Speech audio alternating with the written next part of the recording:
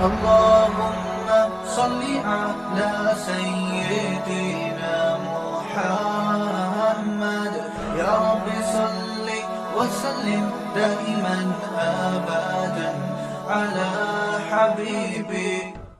السلام علیکم ورحمۃ اللہ وبرکاتہ۔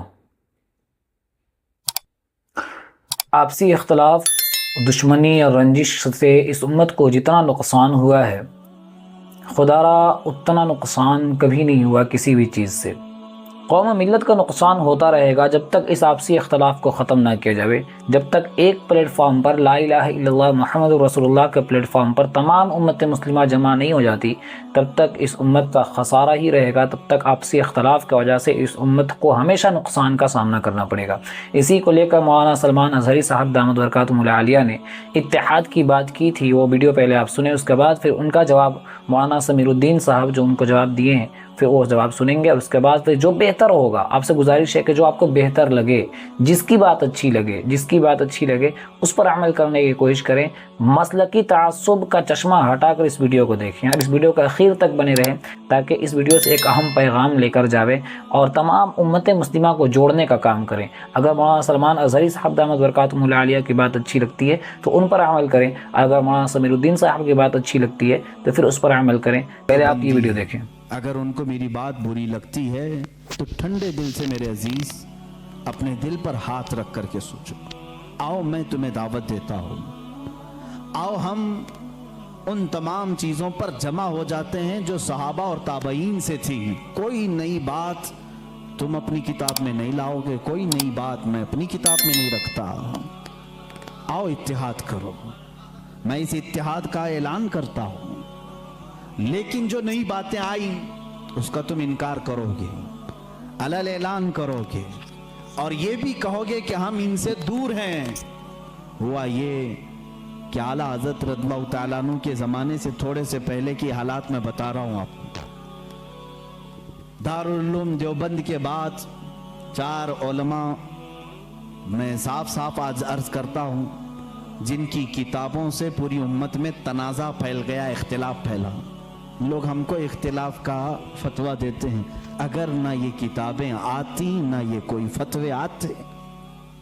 کتابیں لکھی گئی، کتابوں میں اچھی باتیں تھی، حضور صلی اللہ علیہ وسلم کی سیرت پر بھی کچھ کتابیں لکھی گئی، اللہ کی شان میں لکھی گئی، بہت ساری باتیں اچھی تھیں، لیکن بیچ میں چل کر کچھ عبارتیں ایسی کہ لڑکھڑا گئی، اور وہ اتنی لڑکھڑا گئی کہ عام مسلمان بھی اسے بولنا پسند نہیں کرے گا۔ براہین قاطعہ کتاب کا نام بول رہا ہوں، تقویت الایمان کتاب کا نام ہے، تحذیر الناس کتاب کا نام ہے، حفظ الایمان کتاب کا نام ہے۔ یہ وہ کتابیں جو آج چھپی نہیں ہیں، مارکیٹ میں چھپی ہیں، ابھی بھی موجود ہیں۔ انہی کتابوں کی عبارات کی وجہ سے ہی تو یہ تنازع پھیلا پورے امت میں، اختلافات۔ اہل سنت و جماعت متحدہ متفقہ ایک ہی جماعت تھی بر صغیر میں۔ ان کتابوں کے آنے کے بعد ہوا کیا؟ ایک کتاب میں لکھا گیا اللہ جھوٹ بول سکتا ہے، نئی بات تھی۔ اس بات پر آج تک امت نے کبھی کسی بھی شیخ، کسی بھی بزرگ سلف صالحین سے مجھے عبارت لا کر کے دکھاؤ اس سے پہلے کوئی بات ہوئی تھی؟ پھر ایک کتاب میں عقیدہ توحید کو بیان کرتے ہوئے مولوی اسماعیل دہلوی صاحب نے یہ تک لکھ دیا، حضور صلی اللہ تعالیٰ علیہ وسلم کا خیال نماز میں آنا گدھے اور بیل کے خیال سے بدتر ہے۔ یہ نئی بات تھی کہ نہیں تھی؟ اور جا کر کے کراس ویریفیکیشن کر لینا، اگر میں جھوٹ بولوں تو میرا جبہ پکڑ لینا اور جو سزا دے سکتے ہو دو۔ میں یہ لفاظی نہیں کر رہا ہوں، میں پھکائی کر رہا ہوں، یہ جملے آج کتاب میں موجود ہیں۔ تقویت الایمان میں حفظ الایمان کتاب آئی، اس میں مولوی اشرف علی صاحب نے حضور صلی اللہ تعالیٰ علیہ وسلم کے علم غیب پر بحث کرتے کرتے یہ کہہ دیا، حضور کے علم غیب کی کیا تخصیص یعنی ان کی کیا خصوصیت ہے؟ اتنا علم غیب تو زید کو، پاگلوں کو، بچوں کو، بلکہ جانوروں کو بھی حاصل ہے۔ شیطان کا علم غیب تو قرآن سے ثابت ہے، انہوں نے کہا شیطان کا علم غیب قرآن سے ثابت ہے، हुजूर सल्लल्लाहु अलैहि वसल्लम के इल्म गैब की क्या खुसूसियत है, यानी बराबर हो गए। शैतान को जितना इल्म है उतना ही मोहम्मद सल्लल्लाहु अलैहि वसल्लम को। मेरे अजीजों, क्या ये बातें दिल पर नहीं लगती मुसलमानों के? ये इबारतें आई, किताबों में लिखी गई, और बड़ा फितना यहां से भी हुआ मौलवी कासिम नानोतवी साहब की किताब से, कि उन्होंने ये भी लिखा कि बिलफर्ज बाद ज़माने नबी के अगर कोई दूसरा नबी पैदा हो गया तो हुजूर के खातमुन नबीन होने में कोई फर्क नहीं आएगा। यानी कोई दूसरा नबी पैदा हो सकता है, अगर हो गया, अगर मगर की बात ही छोड़ो, जब हुजूर ने 1400 साल पहले कह दिया, फरमा दिया कि मेरे बाद कोई नबी नहीं हो सकता, तो नहीं होगा। आप किताब में ये नई बात लिखने की क्यों जरूरत पेश की? आपको क्यों जरूरत पेश आई कि अगर अब के जमाने में भी कोई नबी आएगा तो हुजूर के खातमुन नबीयीन होने में कोई फर्क नहीं आएगा? तो आपकी इस बात से पता नहीं कितने मोहल्लों में कहां कोई नबी होने का ऐलान कर देगा। अजीजा ने गिरामी वक़ार, ये किताबें पूरा का पूरा हिंदुस्तान एक खलबली मचा चुकी थी, कोहराम बपा था, तनाज़ात में घिर गए। कादियानी अपने नबी होने का ऐलान कर रहा है, इधर एक नेचरी फिरका है अलीगढ़ से जो कुरान के मौजज़ात का इनकार, हिस्सियात को सिर्फ मानने वाला, नेचर को सिर्फ मानने वाला और मुग़ीबात को नहीं तस्लीम करने वाला, और एक तरफ अज़मत रसालत सल्लल्लाहु तआला अलैहि वसल्लम पर, रसूल करीम सल्लल्लाहु तआला अलैहि वसल्लम के मुतालिक ये सारे जुमले आ रहे हैं।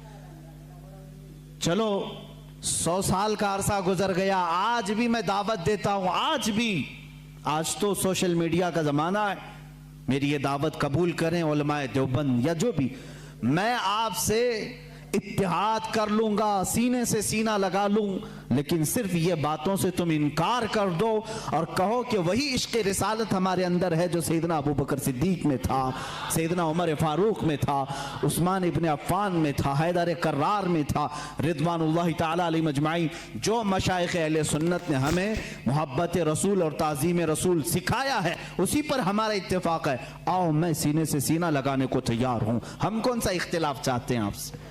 हम कौन सा इख्तिलाफ चाहते हैं? हमारा ये एक बात याद रख लें, अगर मैं आज नाम लेकर के किसी को कह रहा हूं तो सिर्फ इसलिए कि हमारा दीन ही ये कहता है, जो उनसे ना आशना हो उससे हमारा कोई ताल्लुक भी नहीं। हमारे ये था बयान मौलाना सलमान अज़हरी साहब दामत बरकातुहुल आलिया को, जो कौम और मिलत को जोड़ने की बात कर रहे हैं, लेकिन उन्होंने कुछ शर्त भी रखी है। आइए अब मौलाना समीरुद्दीन साहब का बयान, जो जवाब है मौलाना सलमान अज़हरी साहब के बयान का, उस बयान को सुनते हैं और दोनों बयान को सुनकर जो बात ज़्यादा बेहतर होती है उस पर अमल करने की कोशिश करेंगे। ये रहा मौलाना समीरुद्दीन साहब का बयान। नहमदुहु व नसल्ली अला रसूलिल करीम, अम्मा बाद। हजरत मौलाना सलमान अज़हरी साहब दामत बरकातुहू हिंदुस्तान के हैं और बरेलियों के बड़े आलिम हैं। इनकी क्लिप में देख रहा था कि वो कहते हैं कि देवबंदियों के साथ खुले दिल के साथ में इत्तिहाद करना चाहता हूँ, लेकिन उसके बाद उन्होंने 4 किताबों का नाम लिया, बराइन कातिया, तक़वियतुल ईमान, और उनकी इबारतें उन्होंने पेश की और कहा कि ये इनका क़ीदा है, ये निकालेंगे तो हम इत्तिहाद करेंगे। जवाबन अर्ज़ है कि हजरत, वो अकीदा जो आप पेश कर रहे हैं हम लोगों के लिए, देवबंदियों के लिए, वो अकीदा पहले भी नहीं था और आज भी नहीं है। वो तो कुछ इबारत मुबहम है, उसको लेकर के कुछ लोगों ने उस पर माने चढ़ाया और देवबंदियों की इतना बदनाम कर दिया कि गुस्ताख रसूल करार दे दिया, और एक दूसरे से मिलना भी मुश्किल हो गया देवबंदी बरेलवी का। वो अकीदा हमारा नहीं है। हमारा अकीदा है, समरतुल अकायद मैंने किताब लिखी है, 350 अकीदे हैं, जरूरत के सारे अकीदे उसमें, ये सारे आभास है जो आप बयान फरमा रहे हैं। हर अकीदे के लिए 3 आयत 3 हदीस है। हदीस स्याही सित्ता की है, क़ाल रसूलुल्लाह सल्लल्लाहु अलैहि वसल्लम, कौले सहाबी कौले ताबी भी नहीं लिया, किसी की राय नहीं ली, किसी के फतवा का जिक्र उसमें नहीं है। सिर्फ आयत सिर्फ हदीस सराहतुन नस और आयत है, सिर्फ 7 किताब से तैयार किया गया है। आयत मुबहम अगर हो तो तफसीर इब्न अब्बास से उसकी तफसीर की गई है, किसी और तफसीर को नहीं लिखी है। कोशिश की गई है सराहतुन नस, ये किताब इसलिए लिखी थी मैंने ताकि देवबंदी बरेलवी अहले हदीस सब अगर जमा होना चाहे तो इस पर जमा हो जाए। अब कहते हैं ना सिर्फ आयत हो सिर्फ हदीस हो, ये सिर्फ आयत और सिर्फ हदीस है और सराहतुन नस है। آئیے اس پر ہم اتحاد کرتے ہیں. یہ ہمارا عقیدہ ہے دیوبندیوں کا. اور اگر اس میں کمی زیادتی کرنی ہو تو اس میں 2 شرطیں ہیں. ایک تو آیت ہو صراحۃ النص، اور اگر مبہم جملہ ہے تو تفسیر ابن عباس سے تفسیر کریں گے، کسی اور سے نہیں. یا سیاہ ست ہے کہ حدیث ہو تو کمی زیادتی بھی میں کر دوں گا انشاءاللہ، کوئی حرج کی بات نہیں ہے. اور میری کوشش ہے کہ آپ اس کتاب کو دیکھیں.